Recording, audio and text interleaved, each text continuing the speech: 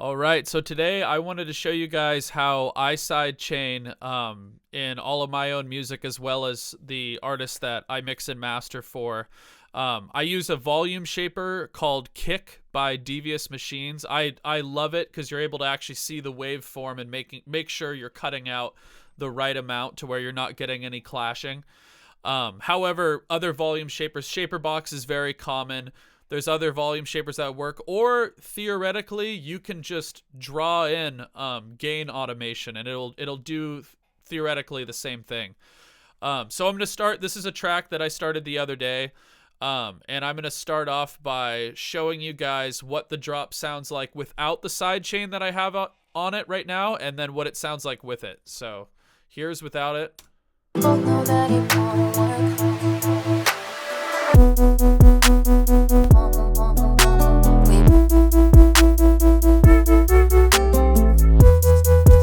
All right, and then here's with the sidechain on.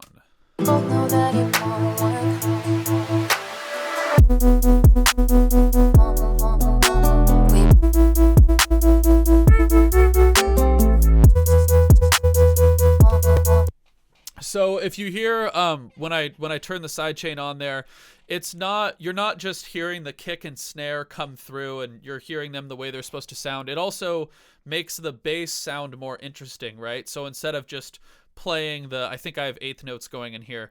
Instead of just hearing eighth notes playing with the bass, every time that kick or snare hits, it kind of sends it off and bounces it off, making it sound more interesting and making your track flow. Because of the pumping from the sidechain. So before I actually go into how I use this plugin, I want to start by the most important thing off the bat is make sure you are selecting the kick and snare that you want for the song. So don't get a big long kick for your drop where you need to have an aggressive sidechain because you have loud sub frequencies and things like that on the drop. Make sure you're picking a kick and snare that are as close to what you want, from whatever sample library you go off of before you get going. And once you pull them in, so now I'm going to show you on the Duck plugin what I really like about it, and I'd say the feature I like the most almost is it shows you the actual waveform. So I'm able to ensure that I'm cutting out the right amount and there's no clashing going on. Without just doing it by ear. I'm able to visually see it. So we pull this up here.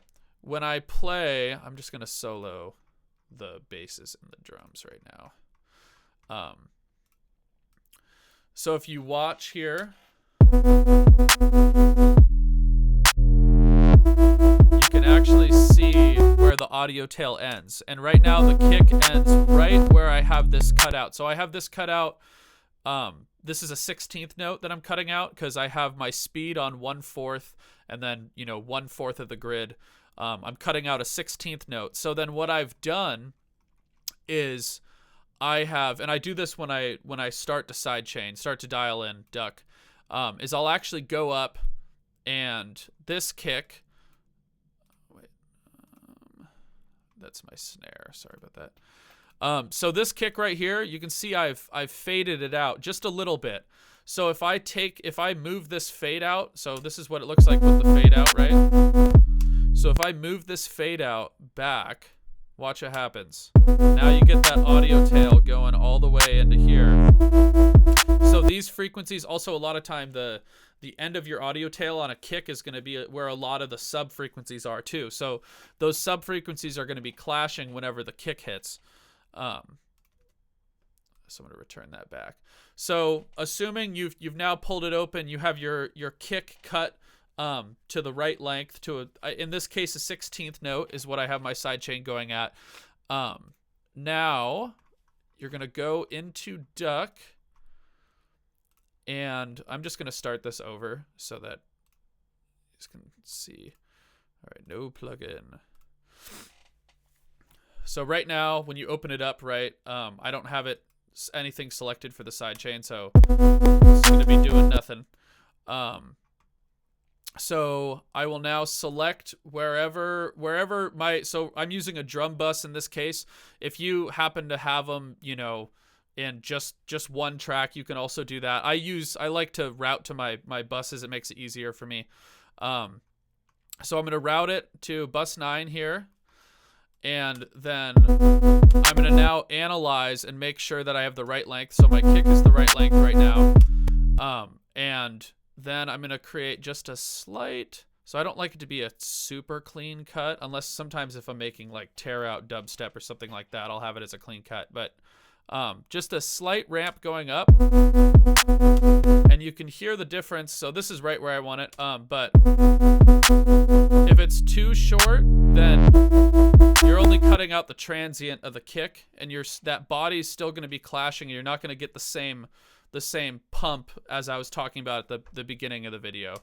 And if it's too far back, then it's lagging. So the secret is to just get it to be perfectly lined up with where your kick is ending.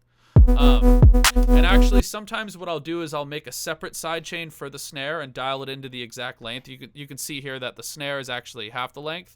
But I liked the consistency with how it was making this song pump with this way. So yeah, quick, simple video, but that is how I sidechain with Duck by Devious Machines. And this is the first of a series of videos I'm going to be making, just kind of showing different mixing techniques that I do in Logic Pro and then also with some external plugins.